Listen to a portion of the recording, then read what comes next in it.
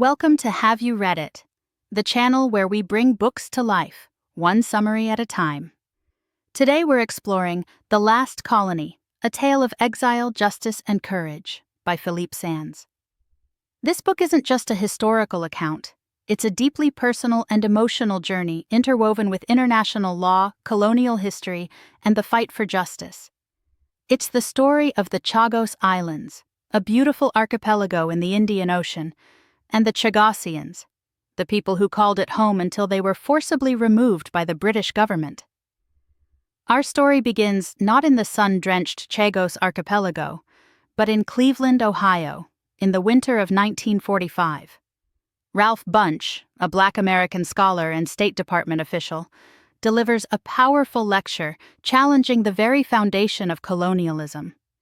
He argued against the idea that colonized peoples would prefer slow progress under British rule to freedom under international law. This was a pivotal moment, as Bunche was instrumental in drafting Chapter 11 of the soon-to-be-created UN Charter, a declaration promoting self-government for non-self-governing territories, a landmark step towards decolonization. Think of this as planting a seed that would eventually grow into the legal arguments used decades later in the fight for Chagos. From Cleveland, we move to a secret wartime meeting aboard the USS Augusta. It's August 1941, and President Roosevelt and Prime Minister Churchill are hashing out what would become the Atlantic Charter. While ostensibly a joint statement of war aims, the charter included a seemingly innocuous clause about the right of all peoples to choose their form of government. Churchill, focused on the war, likely didn't fully grasp the long-term implications of these words, especially as he later tried to argue this provision applied only to nations under Nazi occupation.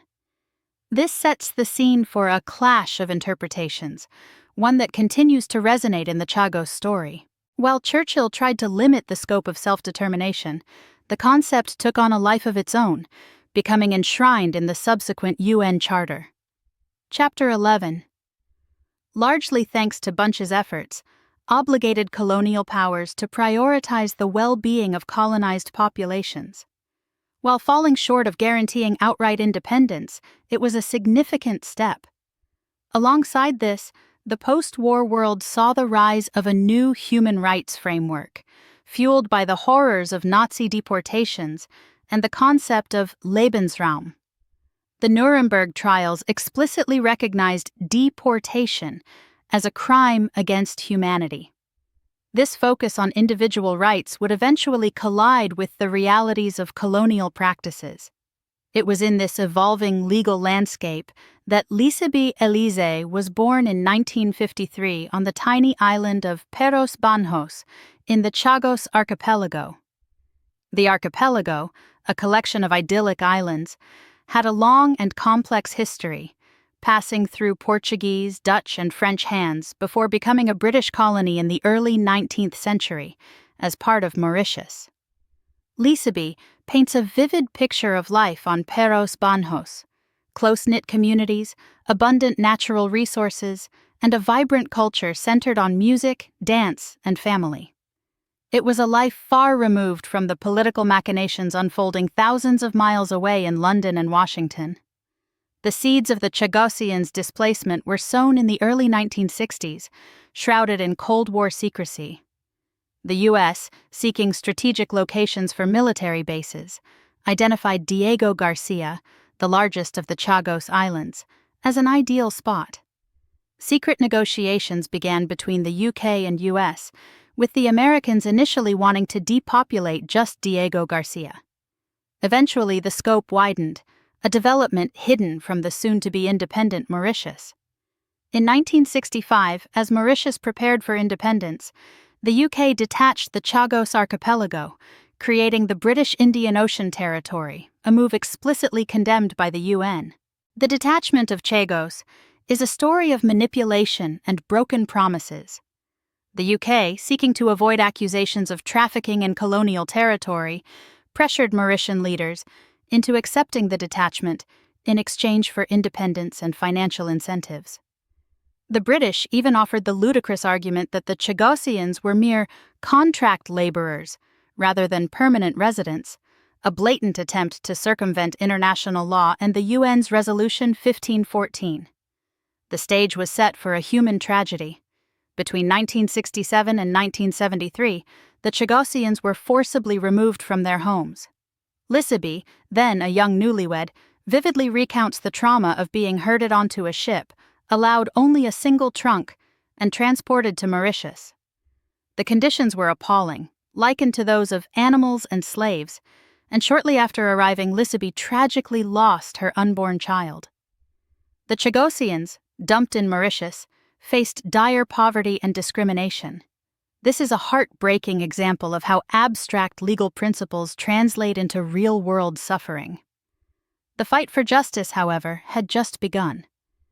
While the Chagossians struggled to rebuild their lives, legal battles were waged in the international arena.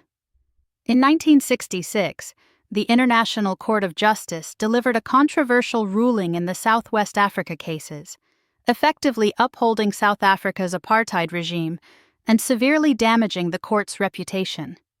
This ruling, driven by conservative judges like Australia's Sir Percy Spender, underscored the limitations of international law in the face of powerful political interests. But international law, while slow and often frustrating, continued to evolve.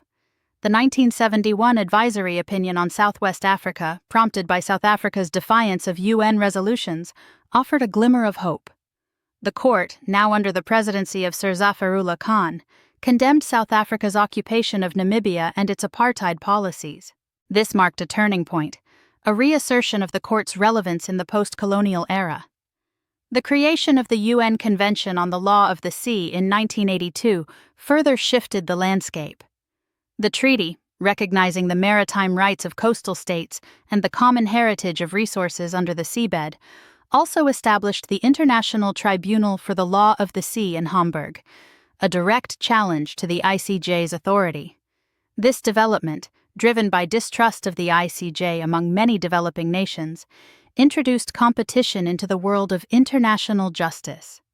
Another landmark case, with echoes in the Chagos story, was Nicaragua's 1984 lawsuit against the U.S. for mining its harbors and supporting the Contras.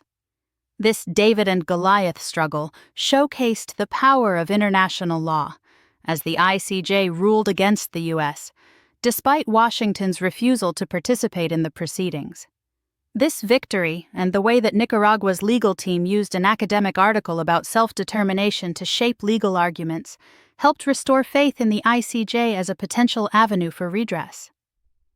While these legal battles were unfolding, the U.S. military base on Diego Garcia, ironically named Camp Justice, was expanding, playing a key role in the War on Terror, and, controversially, in extraordinary renditions. This exposed the hypocrisy of the U.S. and UK's rhetoric on human rights and self-determination. The Chagossians' own legal fight intensified in the 1990s and 2000s. Olivier Bancout, Lissaby's nephew, spearheaded a series of cases in the English courts, winning some battles but ultimately facing setbacks.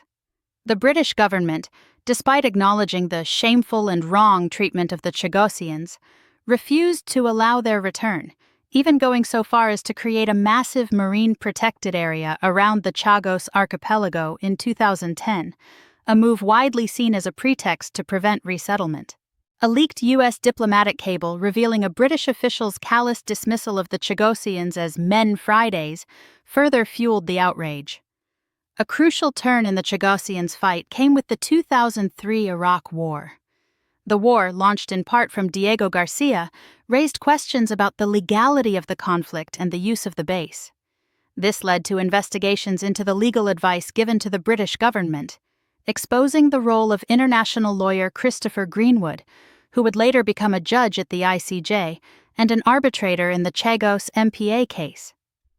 This seemingly unrelated event would have significant ramifications for the Chagos case.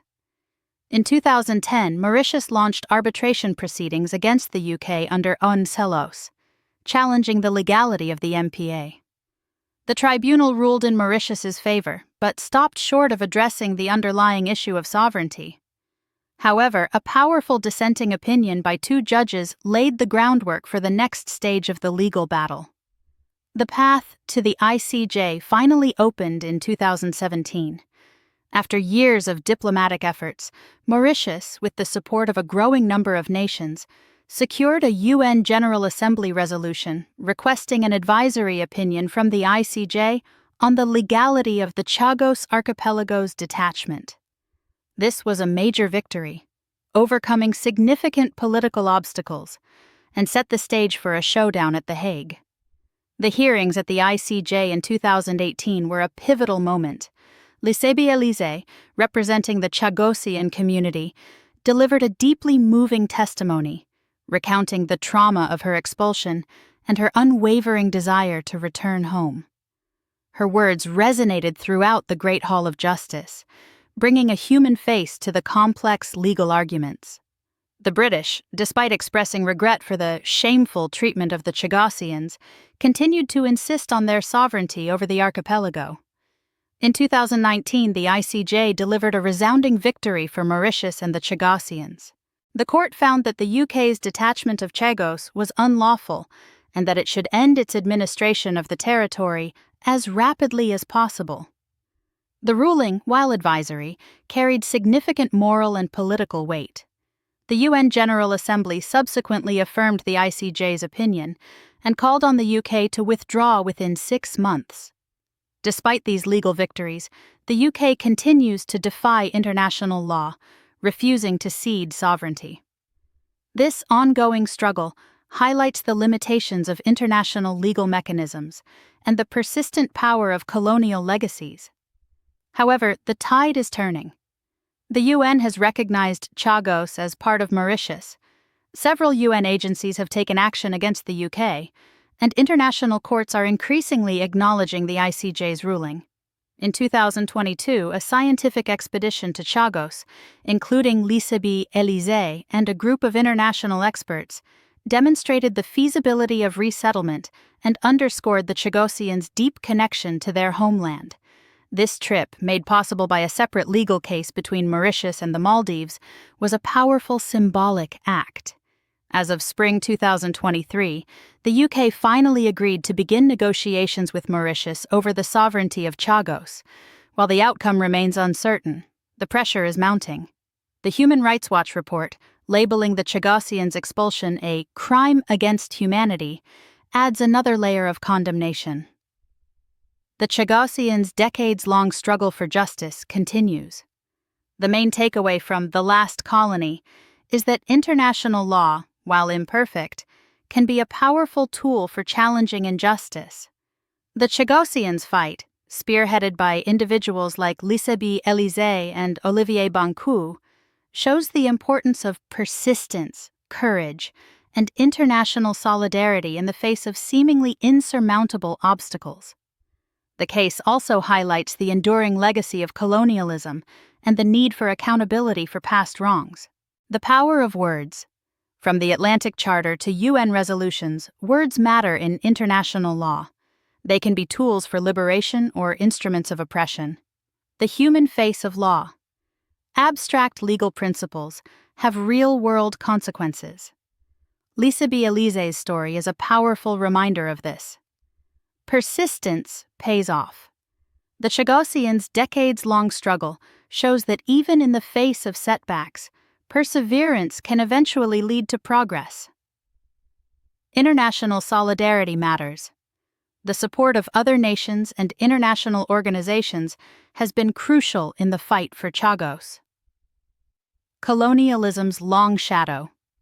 The Chagos case highlights the enduring impact of colonialism and the need for ongoing efforts to address its legacies.